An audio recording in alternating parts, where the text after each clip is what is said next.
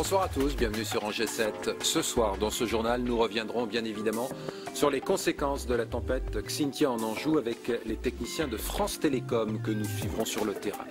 Nous accueillerons par ailleurs Marie-Aline Boyer du syndicat SNUIPP avec qui nous parlerons de la scolarisation des enfants de 2 ans. Nous vous proposerons également une rencontre avec la Rochefoucauld. Nous allons maintenant poursuivre cette édition en compagnie de notre invitée, Marie-Aline Boyer. Vous êtes co-secrétaire départementale du syndicat SNUIPP pour le Maine-et-Loire. Nous allons faire le point avec vous sur la scolarisation des enfants de 2 ans dans notre département. On sait qu'à la fin de ce mois, des décisions importantes vont être prises sur ce sujet. Alors d'abord, pour cadrer notre discussion, est-ce qu'on a, j'allais dire, quelques éléments chiffrés concernant le nombre d'enfants de 2 ans scolarisés dans notre département? Alors actuellement, dans le département de Maine-et-Loire, il y a à peu près 18% des enfants de 2 ans qui sont scolarisés dans les écoles publiques. Au niveau de l'académie, ce taux est plus faible, puisqu'il est de 13,7% à peu près. Et au niveau national, il est de 11%. Ça veut dire que nous sommes au-dessus de la moyenne. Nous sommes effectivement largement au-dessus.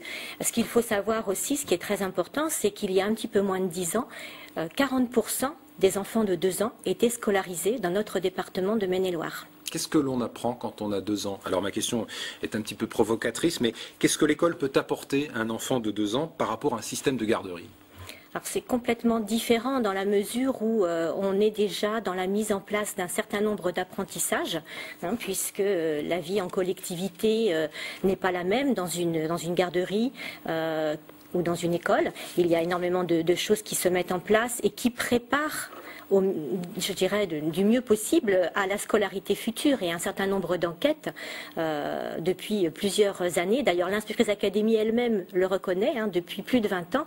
Des études montrent l'impact de la scolarisation à 2 ans sur la réussite des élèves dans leur scolarisation future. On commence à construire le petit homme ou la petite femme, là, qui n'a que 2 ans. Tout à fait. Bon. Alors, quelles sont les motivations pour inscrire quelles sont les motivations des parents pour inscrire leurs enfants à l'âge de 2 ans à l'école? Alors, nous avions réalisé au niveau du SNUIPP une enquête il y a 2 ans, puisque l'inspectrice d'académie sous-entendait que les parents utilisaient plutôt l'école maternelle comme une garderie gratuite. Ce n'est absolument pas le cas, puisque majoritairement les parents sont tout à fait conscients des enjeux, de l'importance de justement cette scolarisation précoce.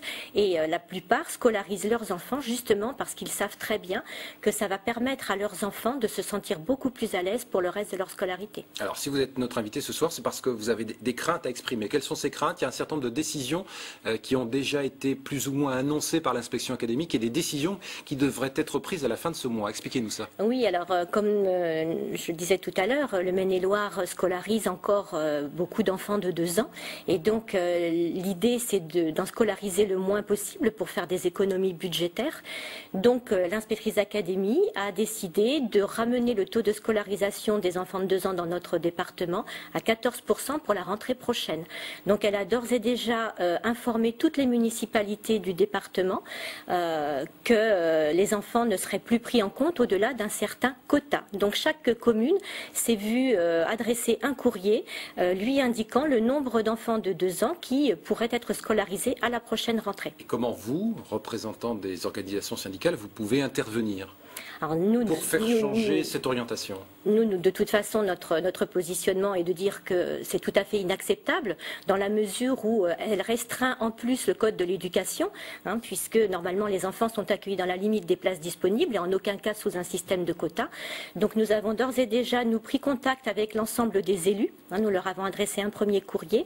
Nous mobilisons également les parents d'élèves pour les inciter à ne pas entrer dans ce système qui va de plus en plus évincer les enfants de 2 ans de l'école maternelle.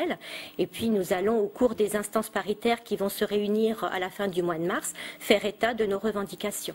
Bon, d'un mot, en 15 secondes, quel est le coût de la scolarisation d'un enfant de 2 ans par rapport à la garderie?